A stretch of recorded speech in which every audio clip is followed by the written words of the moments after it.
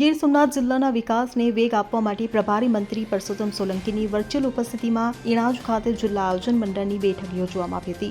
ત્યારે આ બેઠકમાં કુલ ₹774.55 લાખના 263 વિવિધ વિકાસ કામોને મંજૂરી આપવામાં આવી હતી। આ કામોમાં 15% વિવેકાધીન યોજના હેઠળ તાલુકા કક્ષાએ ₹612.55 લાખના 245 કામો સામેલ છે।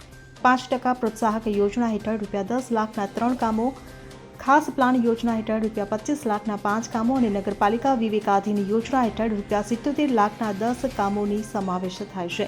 ત્યારે પ્રભારી મંત્રીએ અગાઉ મંજૂર થયેલા પ્રગતિ હેઠળના કામો અને શરૂ ન થયેલા કામો સત્વરે પૂર્ણ કરવા સૂચન કર્યું।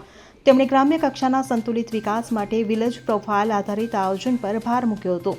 ત્યારે કલેક્ટર એન.વી. ઉપાધ્યાયે અધિકારીઓને કામો સમયબદ્ધ રીતે પૂર્ણ કરવા માર્ગદર્શન આપ્યું હતું।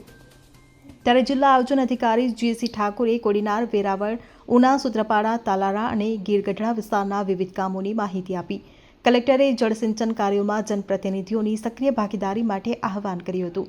આ બેઠકમાં જિલ્લા પંચાયત પ્રમુખ મંજુલાબેન મુછાર, સર્વે ધારાસભ્ય ભગવાન બારડ, પ્રદ્યુમન વાજા, કાળુભાઈ રાઠોડ, વિમલ ચુડાસમા, જિલ્લા વિકાસ અધિકારી સ્નેહલ ભાપકર, જિલ્લા પોલીસ વડા મનોહરસિંહ જાડેજા, નિવાસી અધિક કલેક્ટર રાજેસાલ, જિલ્લા ગ્રામ વિકાસ એજન્સીના નિયામક યોગેશ જોશી, નગરપાલિકા ચીફ ઓફિસર, તાલુકા વિકાસ અધિકારીઓ, તાલુકા પંચાયતના પ્રમુખો સહિત સંલગ્ન વિભાગના અધિકારીઓ, કર્મચારીઓ ઉપસ્થિત રહ્યા હતા।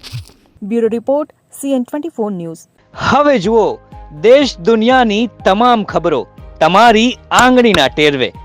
ઉઠાવો મોબાઈલ અને Google Play Store પરથી ડાઉનલોડ કરો અમારી CN24 ન્યૂઝ મોબાઈલ એપ।